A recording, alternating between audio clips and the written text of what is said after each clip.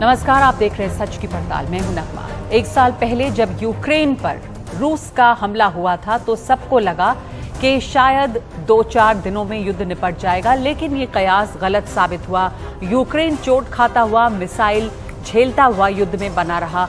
बार बार Ukraine के शहरों पर रूसी कब्जे की खबर आती रही, लेकिन जंग अब भी जारी है। लेकिन क्या ये जंग बस रूस और यूक्रेन की है? यूक्रेन को नेटो देशों का पूरा समर्थन हासिल है, पश्चिमी मीडिया का भी। बीते 2 दिनों से इस युद्ध के असली किरदार सामने आए हैं। कल अमेरिकी राष्ट्रपति जो बाइडेन एक बेहद खुफिया दौरे पर अचानक कीव पहुंचे, तो आज रूसी राष्ट्रपति व्लादिमीर पुतिन ने इस हमले के लिए पश्चिम को जिम्मेदार ठहराया। पुतिन ने अपने भाषण में यह साफ कहा है कि पश्चिम का युद्ध रूस के खिलाफ है। यूक्रेन बस अमेरिका का लॉन्चिंग पैड है। रूस के खिलाफ पश्चिम की साजिश पुरानी है। पश्चिमी देश नेटो को रूस की सरहद तक ले आए और रूस को युद्ध में हराया नहीं जा सकता, इसलिए पश्चिमी देश दुष्प्रचार का सहारा ले रहे हैं और युद्ध में लाखों डॉलर झोंक रहे हैं। और पश्चिम ने ही इस जिन्न को बोतल से बाहर निकाला है। सुनते हैं व्लादिमीर पुतिन ने क्या कहा। We were open for constructive dialogue with the West. We were insisting that both Europe and the entire world need indivisible, equal system of security for all the countries. And for many years, we were suggesting to our partners to discuss this idea together and to work on its implementation. But in response, we were receiving only hypocritical reaction. These were words, but there were also actions. Expansion of NATO to our borders, establishment of the new anti-rocket defense in Europe and Asia. They decided to cover themselves with this umbrella. They were deploying military contingents not only near the borders of Russia, and I would like to emphasize this, and you are well aware of this. Not a single country in the world has as many military bases abroad like the United States of America. और इससे ठीक 24 घंटे पहले अमेरिकी राष्ट्रपति Joe Biden अचानक Ukraine की राजधानी कीव में पहुंचे, जहां वो राष्ट्रपति ज़ेलेंस्की से मिले। और ये मुलाकात एक तरह से रूस को बहुत सख्त चेतावनी थी। बाइडेन ने ये कहा भी कि यूक्रेन अकेला नहीं है, अमेरिका उसके साथ खड़ा है। बीते 75 साल के यूरोपीय इतिहास में ये सबसे लंबा युद्ध है। दुनिया यूक्रेन के साथ खड़ी है। 50 से ज्यादा देशों ने यूक्रेन को मदद दी है। हमने प्रमुख अर्थव्यवस्थाओं को रूस पर पाबंदी लगाने को तैयार किया। यूक्रेन को टैंक दिए, गोला बारूद दिया है।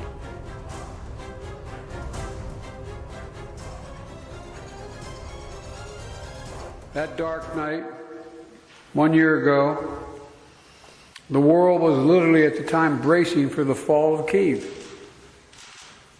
Seems like a lot longer ago than a year, but think back to that year. Perhaps even the end of Ukraine.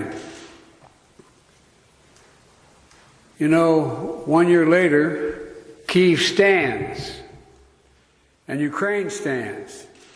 Democracy stands. The Americans stand with you, and the world stands with you. Putin और Biden के इन दावों से अलग चिंता की वजह और भी है। साल भर से चले इस युद्ध ने दुनिया को बांट दिया है। ध्रुवीकरण बढ़ा है। पुतिन कह चुके हैं कि वो अमेरिका के साथ नई एटमी संधि की बातचीत में नहीं शामिल होने जा रहे। पुतिन के बयान पर तरह तरह की प्रतिक्रियाएं आ रही हैं। अमेरिका ने पुतिन के बयान को बेतुका बताया है। नेटो ने भी कहा है कि रूस पर वो कोई हमला नहीं करने जा रहा है। और इटली के प्रधानमंत्री जॉर्जिया मेलोनी ने भी पुतिन के भाषण को प्रचार बताया है। सच की पड़ताल में आज हमारा सवाल यह है कि यूक्रेन पहुंचे बाइडेन तो मॉस्को से पुतिन की ललकार। क्या यूक्रेन की जंग में और ज्यादा पिसने जा रही है दुनिया? आपके पास 3 विकल्प हैं, ए हां, बी नहीं और सी कह नहीं सकते। आपकी राय यानी सच का मीटर एक ब्रेक के बाद। पर इस वक्त हमारे साथ 2 खास मेहमान हैं, ब्रह्मचलानी कूटनीतिक विशेषज्ञ और स्कंद तायल पूर्व राजनयिक। सबसे पहले मैं आपसे शुरुआत करना चाहती हूं स्कंद तायल, जो बयान आया पुतिन का, आप उससे कितने सहमत हैं कि ये पश्चिम का युद्ध है रूस के खिलाफ? बिल्कुल सही कहा है प्रेसिडेंट पुतिन ने। ये यूक्रेन तो प्यादा है इस लड़ाई में। असली लड़ाई है नेटो और रूस के बीच में, और अमेरिका और रूस के बीच में, और यूरोप में लीडरशिप इस समय इतनी वीक है। फ्रांस और जर्मनी वहां के मेन कंट्रीज है। फ्रांस में कभी भी खिसक सकती है। वहां एंगेला मर्केल जाने के बाद ओलाफ शोल्ज साहब जो चांसलर हैं जर्मनी के, उनको भी कुछ खास पता नहीं, वो हैम्बर्ग से आते हैं। तो ये पूरा अमेरिका का एक साजिश थी किसी न किसी तरह यूक्रेन को अब आगे खड़ा करके नेटो को रक्षा के। देखिए, हम आज तक तो पंडित नेहरू को ब्लेम करते हैं कि तिब्बत उन्होंने चीन के पास जाने दिया। क्या पुतिन जो एक सिक्योरिटी माइंडेड आदमी है, ये एक भविष्य के लिए खतरा रशिया के लिए हमेशा होगा अगर नेटो रशिया की बॉर्डर तक आ जाएगा?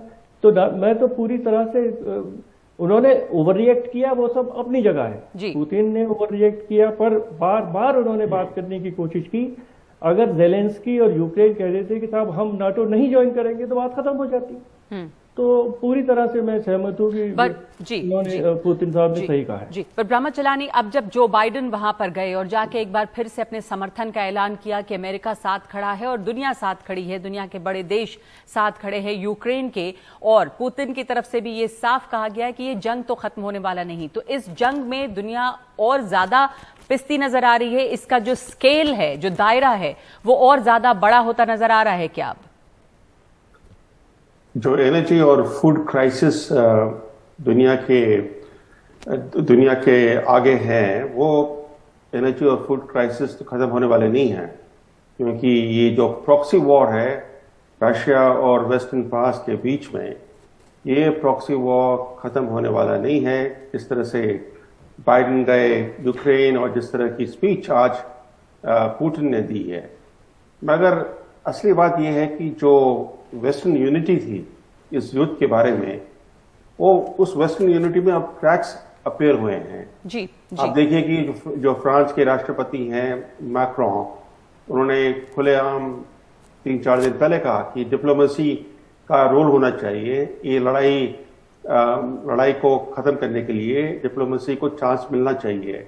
इस तरह की भाषा दूसरे अमेरिका के काफी नजदीक एलाइज भी एको कर रहे हैं। तो जो यूनिटी थी वेस्टर्न कैंप में युद्ध के बारे में, उस यूनिटी में अभी कुछ यूक्रेन फटीग आ गया है, क्योंकि अभी ब्रह्मा, आपको ये लगता है कि इस यूनिटी में फटीग आया है? कल बाइडेन ने इस बात को दोहराया कि पुतिन तो इसी पर निर्भर कर रहे हैं, इसी बात पे कि हम में फूट पड़े और फूट नहीं पड़ी और हम सब साथ हैं। और वो अभी जब अपने ईस्टर्न एलाइज से एक तरह से उनको एकजुट करने के लिए पोलैंड में हैं, तो वो यही दिखाना चाह रहे हैं कि कैसे एकजुटता है, पर दरअसल ये सच्चाई नहीं है, आप कह रहे हैं। नहीं, आप ठीक कह रहे हैं, मगर आप दूसरी तरह से दूसरे एंगल से देखिए। एक तरफ अमेरिका और उसके जो नजदीक एलाइज हैं, उन्होंने काफी सारे हथियार भेजे हैं यूक्रेन को। उसके बावजूद टाइड ऑफ वॉर में कोई फर्क नहीं आया है। आज भी रूस के पास 1/5 ऑफ यूक्रेन कब्जे में है। 1/5 ऑफ यूक्रेन यूरोप का सबसे बड़ा देश है। सो 1/5 of Ukraine is very large territory. तो इस युद्ध में एक तरह का इस समय स्टेलमेट आ गया है, और एक ही ऑप्शन है सारे साइड्स के लिए, वेस्टर्न कैंप के लिए, यूक्रेन के लिए और रूस के लिए, वो है कि अब पीस नेगोशिएशंस होने चाहिए। और पीस नेगोशिएशंस के थ्रू ये लड़ाई बंद हो सकती है। पर स्कंद तायल, ये लग रहा है कि पीस नेगोशिएशन या जो शांति है उसको अभी एक मौका देने के लिए कोई तैयार भी है। अब जो बाइडेन का वहां पर एक बहुत ही खुफिया सीक्रेटिव दौरे पे एक high risk active war zone में जाना, एक संदेश देने के लिए, अब जाहिर है कि उनके डोमेस्टिक ऑडियंस के लिए भी था कि कैसे वो एक्टिव वॉर टाइम प्रेसिडेंट हैं। पर इसके साथ साथ आज जो पुतिन ने कहा कि वो न्यूक्लियर पैक्ट जो अमेरिका के साथ था उसको स्क्रैप करता है, खत्म करता है, और ये कि पश्चिम जो है वो रूस को तबाह करने के लिए है, और चेतावनी दी है कि अमेरिका झोंक रहा है दुनिया को एक ग्लोबल वॉर में।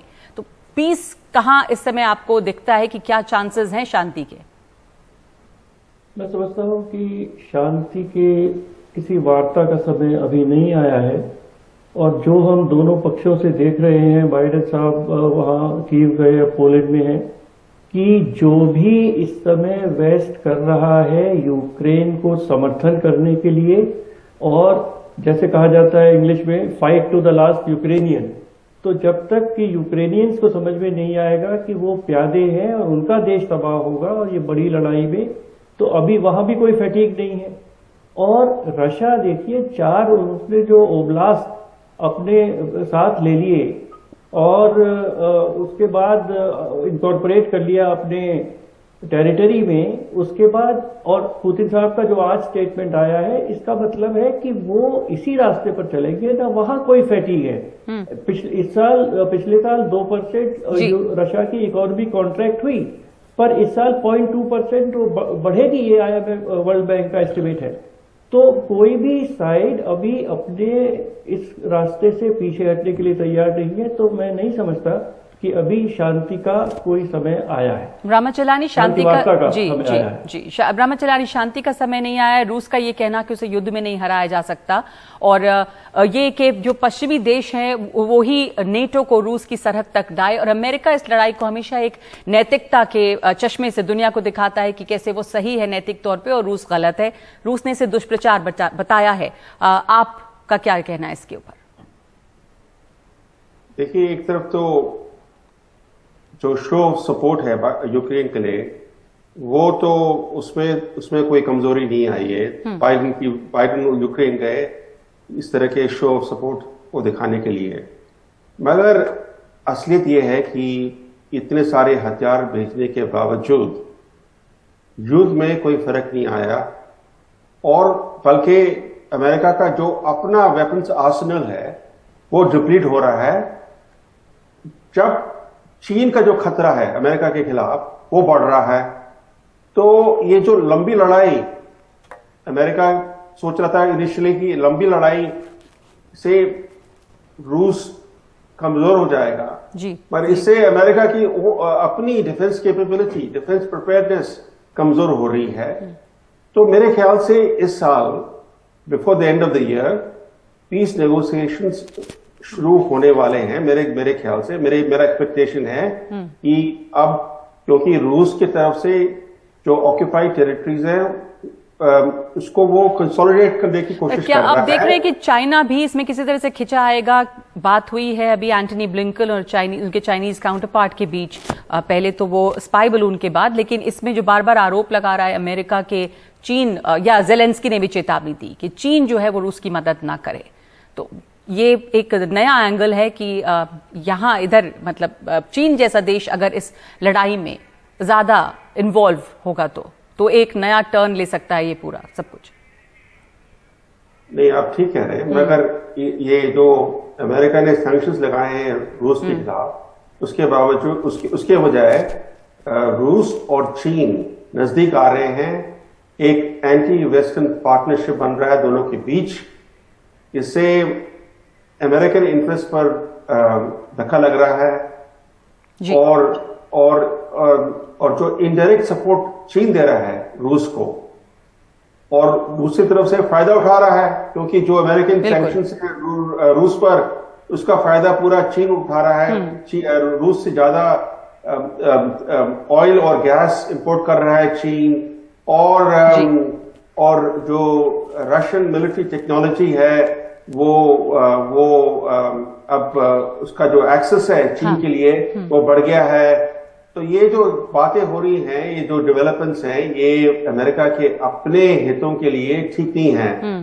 तो उसके वजह मैं समझ रहा हूं कि ये जो युद्ध है, इस युद्ध में, ये इस युद्ध के बावजूद युद्ध तो चलेगा कुछ समय तक, मगर क्वाइटली पीस टॉक्स क्वाइटली शुरुआत हो सकते हैं। जी, आप कह रहे हैं कि ये खामोशी के साथ ही, लेकिन पीस टॉक्स, शांति वार्ता जल्द शुरू होगी, कि अमेरिका के हित में भी नहीं है कि ये लड़ाई और लंबी खिंचे, लेकिन कम से कम पोस्चरिंग अभी अमेरिका की तरफ से ये है कि वो यूक्रेन के साथ हैं और ये जंग जारी रहेगी। पुतिन ने ये साफ कहा और एक तरह से चेतावनी भी दी है पश्चिमी देशों को। धन्यवाद आपका ब्रह्मचलानी और स्कंद तायल हमारे साथ इस चर्चा में शामिल होने के लिए। सवाल हमने ये पूछा था कि यूक्रेन पहुंचे बाइडेन तो मॉस्को से पुतिन की ललकार का यूक्रेन की जंग में और ज्यादा पिसने जा रही है दुनिया। सच का मीटर एक ब्रेक के बाद।